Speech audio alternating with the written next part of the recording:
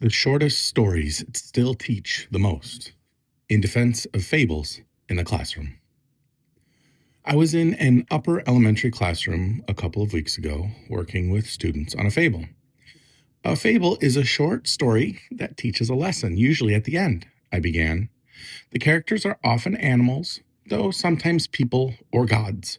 You already know one, the tortoise and the hare.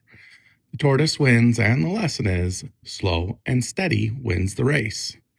Heads nodded. A few students added details. The story was already theirs. We moved through a few more. Many knew the fox and the crow, likely because it had shown up in test prep over the years. But as I moved to other well-known fables, the room went quiet. The lion and the mouse? A few. The grasshopper and the ants? Fewer. The fox and the grapes? None. In meetings with teachers, we often say we wish younger students knew more nursery rhymes. As students get older, we wish they knew more fairy tales and folk tales. In middle school, we talk about their knowledge of Greek and Latin myths. Fair enough. But for today, I want to speak in defense of the fable, specifically Aesop's fables, the ones most embedded in American and Western tradition. Fables should show up more often in classrooms across the day and across the curriculum. They are enriching, efficient, and useful. When I was a child, my dad had a subscription to the Easton Press collectible library of classic texts.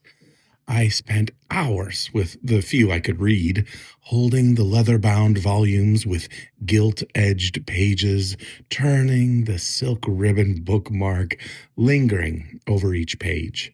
Grimm's fairy tales and a collection of Aesop's fables were among them. I read them over and over, taking in the stories, the images, the lessons. The birds, the beasts, and the bat has stayed with me. Fables carry meaning in a direct way. Their lessons are stated, but they also show something deeper.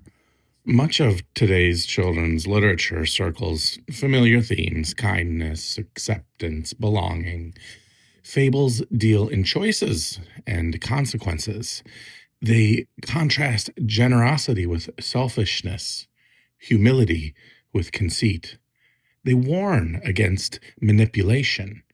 They present recognizable types of people, ones students will meet in life and in books.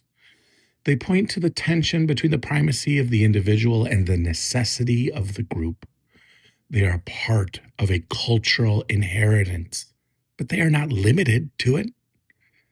They also sit behind everyday language: sour grapes, crying wolf, slow and steady wins the race, a wolf in sheep's clothing.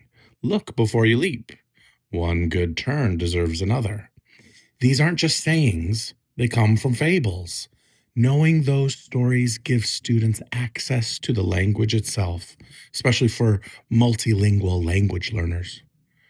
Fables are efficient. They carry weight without taking much time. A fable can be read in minutes and discussed for longer. They don't require a full period of SEL. They can fit into a read aloud, a transition, or the last few minutes before dismissal. Take The Ant and the Dove. 2 short paragraphs, a clear idea, and enough substance for a worthwhile conversation. They also work well for instruction. They're short enough to read aloud or to project. They support discussion, comprehension, and fluency. They show up on assessments: the fox and the crow, the lion's share, the shepherd boy and the wolf. They are already in the ecosystem. And kids respond to fables. They respond to what's true in them. Fables don't soften everything. Characters are naive, cunning, charitable, self-serving, like people. Students recognize this and lean in.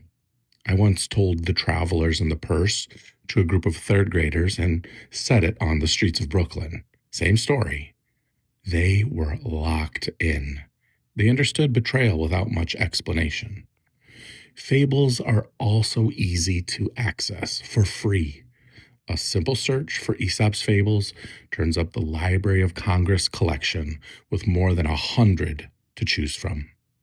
So, tuck more fables into your instruction, or choose a set with your grade level team and return to them throughout the year. Let them anchor conversations and connections across content. Students will gain from them. You will too.